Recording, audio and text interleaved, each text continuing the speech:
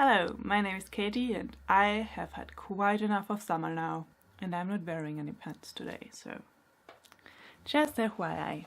Hello for the Bookworms, it's Katie. Today we're talking about Children of Blood and Bone by Tomi Adeyemi. This book is immensely popular at the moment, it is everywhere.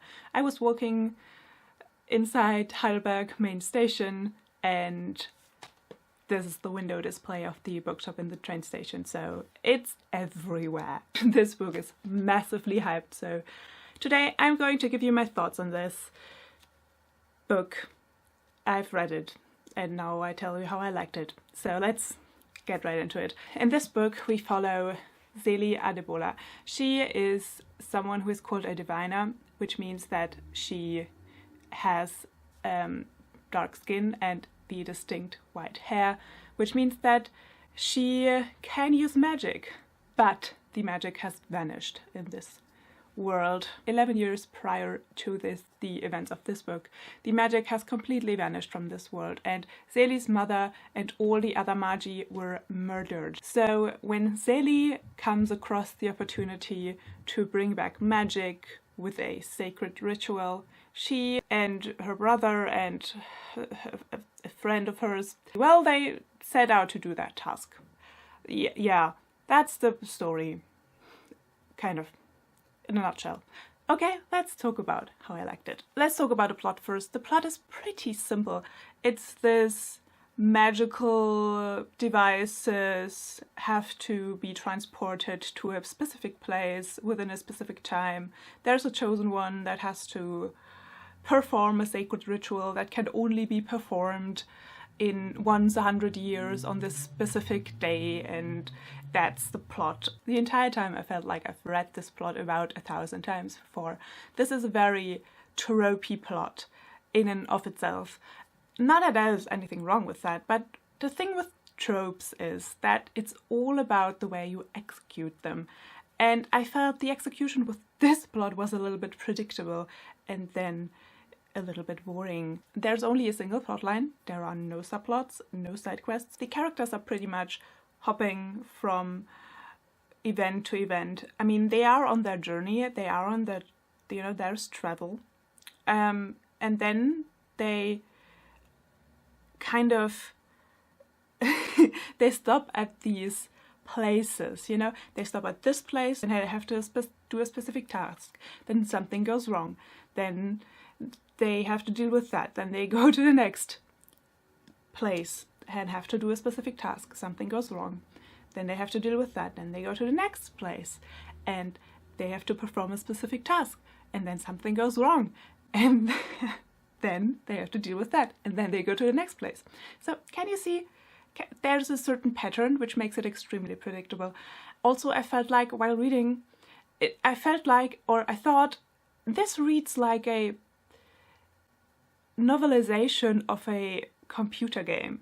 I mean, with the, okay, let's go to this specific location where we do get this device, then we go to the next location and have to do this, and then the enemy comes and attacks us and we have to do this, then we go to the next location where we have to do this, and it just felt very unimaginative, to be quite honest. And the thing is, a lot of these events that happened felt quite unnecessary. They did nothing really to advance the plot or the character development. They did kind of like do a little bit for the world, like we did get exposition, but it usually was like, okay, let's go here and get exposition of the world that gets us to the next place where we have to go, where we get exposition about the world and exposition about what we have to do, which gets us to the next place where we get more exposition on the world. And it also, I don't know, it felt so very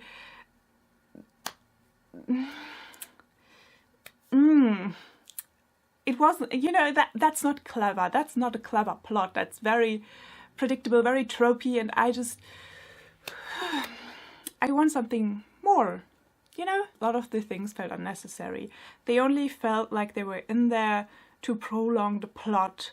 So whenever the enemy or whenever they were attacked, whenever something went wrong, it felt like I mean, I was rolling my eyes a little bit after a while because I felt like, oh, come on. This is only in there to prolong the plot. It did nothing for the character growth. It did nothing for the world building. It was just in there so that we could have a massive 500-page book. A thing that particularly annoyed me was the repeated use of Deus Ex Machinas, because they get into trouble, the main characters get into trouble almost every few pages. They get repeatedly into trouble, they get repeatedly into mortal danger, they get injured, it looks like they are going to lose their battle, and then they get saved by a Deus Ex Machina. Which is fine when you use it like once, but every time, that's so uncreative. The characters make it seem, or they always talk about how high stakes their adventure is, that it's so dangerous what they do, and they get repeatedly into mortal danger, but then they always get saved, and all their talk of high stakes is just... I just couldn't take it seriously anymore, because they talk about high stakes, they talk about how they are in danger and how they could die, and then they are in mortal danger, but they don't actually die. They get injured, which I will talk about in a bit, but not. It doesn't really have any consequences, you know? Like, there are not really any stakes, although they pretend like there are. Now let's talk about the characters. So in this book we have an all-black cast. I mean, the world is heavily inspired by Nigerian mythology, so I like that a lot. I would like to read more books, more fantasy books, more books in general with all black casts. We have about 4 main characters, 3 of them get POVs. So we have Sally, who is the main focus of the book. She gets most POV chapters. She is this reckless diviner. She has always had to deal with racial prejudice, racial oppression. She kind of makes the most stupid decisions anyone could ever make. And then we have Amari, who is the princess of this land, Orisha. She deals with expectations and not fulfilling these expectations, and also taking responsibility for her, you know, people, and being brave for them and fighting and going against her father. And then we have Inan, the prince, Amari's brother, who also deals with the same things, but in a different way. He is very loyal to his father. He very much believes in the philosophy of his father, in that magic is dangerous. Then we have Sally's brother, whose name I just have forgotten this instant. Well, he loves his sister. He is this steady rock and my personal favorite of the cast. Now, a thing that I personally very much hated, which I really... so many books do this, or so many books I've read recently just do this. The thing I'm talking about are the flip-flopping character motivations. I mean, listen, it does take away from the authenticity from your character when their motivation flip-flop all over the place. The characters are constantly going in circles with their character development and character growth. They have inner conflicts, all the characters, which, yes, that is good, but they, you know, would go through the motions. They would have their thoughts, their experiences to make them grow. Then they would think about these things. He or she would reach a conclusion. Then they would go back on that development and start the whole process with the exact same thoughts all over again.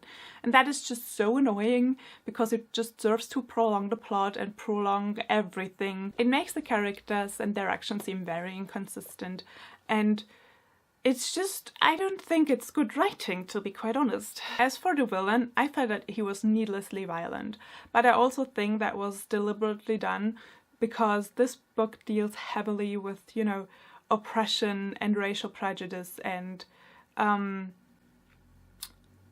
you know, it really shows how unnecessarily violent people are towards other people based on their appearance and based on stupid prejudices. And so I think the villain fits the story. As for his character traits making him a menacing presence, a menacing villain. I didn't really feel that, but like, that's my preference. I don't like these kind of villains that are just violent and there's nothing really to them but the violence, and it very much felt like he was that kind of villain. Something that also annoyed me quite a bit is that all the side characters die. The three main characters would, when they go to these locations where they have to do a task and then something goes wrong and they have to deal with it, they would meet a side character who would spur, you know, exposition about the world. That is their sole purpose, to spur exposition about the world. And then they would die. Every one of them dies. The characters, like the main characters, as I just said, they always get saved by Deus Ex Machinas. They get injured in the most severe way, don't die. Like they bleed all over the floor, they get stabbed multiple times. A grown-up man, when he loses 1 liter of blood, he will die. So these characters should all be dead if this story was in any way, shape or form operating in a realm of reality or realisticness, you know. So all of the main characters always get saved, yet all of the side characters die. It's just a little bit ridiculous and melodramatic and over the top, and I just felt like I couldn't take this book seriously any longer, because it's just like it's like Tomi Adeyemi didn't know what to do with these characters anymore. Like, they fulfilled their purpose of exposition, and then she had to kill them because they were just in the way. I don't understand this writing decision. I just don't. So let's talk about the world building. As I just said, this book is heavily influenced by Nigerian mythology. So words like Orisha and Yoruba, they didn't really, like, they meant something to me. I've read them before. I've read a very interesting book called Mindscape earlier this year by Andrea Hairston, if you want to check it out. That was also very heavily influenced by Nigerian mythology. It is a very weird book, however, so proceed with caution. I did read an interesting review from a Nigerian who talks about the world building on Goodreads, and I will link that down below for you. So if you are interested in what someone who lives in this country has to say, then you can do that now. So I cannot comment on the authenticity of this mythology, of like how closely the author followed the mythology, because I just know too little about it, so I don't feel comfortable doing that. However, I think the word was my favorite part. I don't know much about African fashion, and there are a lot of terms used in this book describing African fashion, so I was continuously Googling terms and images of African fashion, and I enjoyed that because I learned something new, which I like. So yes, I don't think the world building was like top-notch either. The magic system, for example, is entirely unexplained, or let's say barely explained, because there is a little bit of explanation in the beginning and you get a little bit of explanation throughout. But whenever someone does magic, it doesn't really follow any rules or limitations. Basically, magic can do whatever the fuck the author wants it to do. So that was something. There was basically no consistency to the magic system. Characters would struggle for like half a page with their magic or to use their magic, and then they would like turn around and throw magic left and right. And it just heightened this very over-the-top, melodramatic, ridiculous feeling of this entire book. I mean, the characters go on and on and on how difficult it is to master magic and how all the knowledge has been lost in the raid 11 years prior, when all the magi were, you know, murdered. So, and then they just turn around and do magic very effortlessly and are very powerful, and I just don't understand it. They master magic in a matter of minutes, basically, and it just felt like that magic could do whatever the plot required it to do. For a conclusion, let's talk about writing. The entire book is told in first-person narrative. However, we have 3 POVs. One is Inan, the prince, one is Celia, and then we have Amari, the princess. Although Zeli is the main focus. We spent most of the story in her head. However, a thing that was a little bit confusing was that the three POVs, like the voices of the three POVs, don't differ from each other. They are exactly the same. They sound exactly the same. And that was very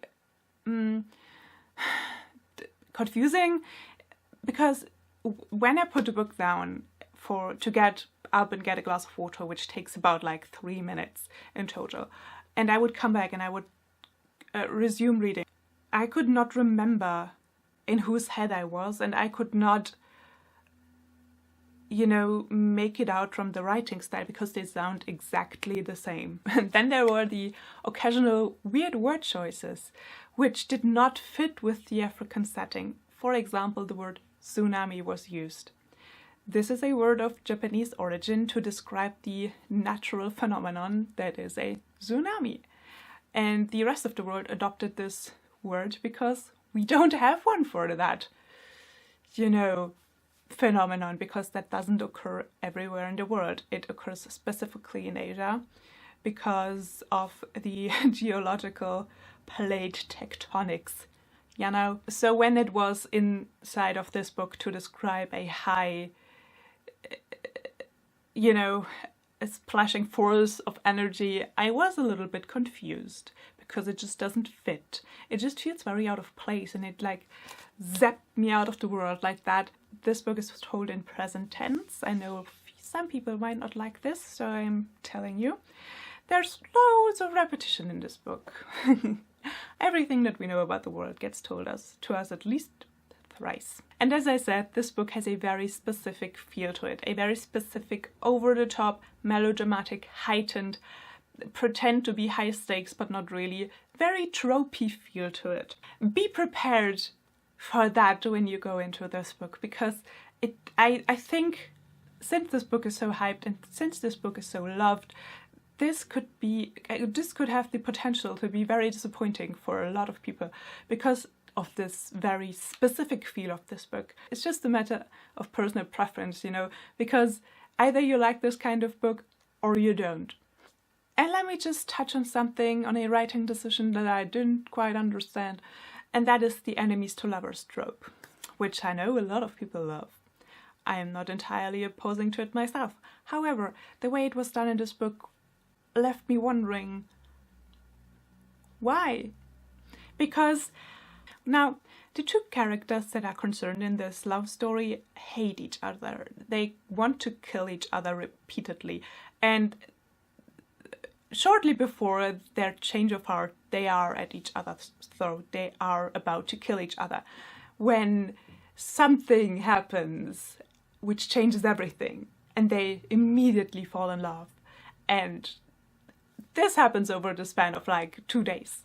And then they go from I hate you, I want to kill you, to I love you, I want to die for you. I just don't know why. I mean, why in this book? This is going to be a series. Why did she not give the characters more time? Why? Now, generally, I gave this book 3 stars. I liked it. I enjoyed it for what it is. However, I do think, and I might get in trouble for saying this, I do think that this is a little bit overhyped. I do think that all parts in this book, plot, writing, characters, and world building, need a lot of work still. I think maybe this book was a little bit rushed, so it could be released coinciding with the cinematic release of Black Panther, which that's an interesting and probably very successful marketing strategy. However, it doesn't really do anything for the quality of the book. And I'm just someone who likes her books being high quality. And I don't think this book is quite there. I do, however, think if you like this book and if you're a young adult and you come across these tropes for the first time, you pretty much will enjoy it. If you're an adult and you're not sure about this book, maybe let the hype down a little bit and then pick it up, because it might sweep you, it might sweep you up, and you might be a bit disappointed. Alright, that was all that I have to say about this book. That was it for today. I hope you're reading something magical and wonderful today. It is too warm here in Germany, and I'm happy that this time next week I will be in Scotland. So I hope you're having a wonderful day. I hope you're reading something magical, wonderful, something that makes your day. And then I will see you soon. Maybe, I don't know, maybe my plane will crash when I go on holiday. I hope not, but maybe, you never know. Okay, bye!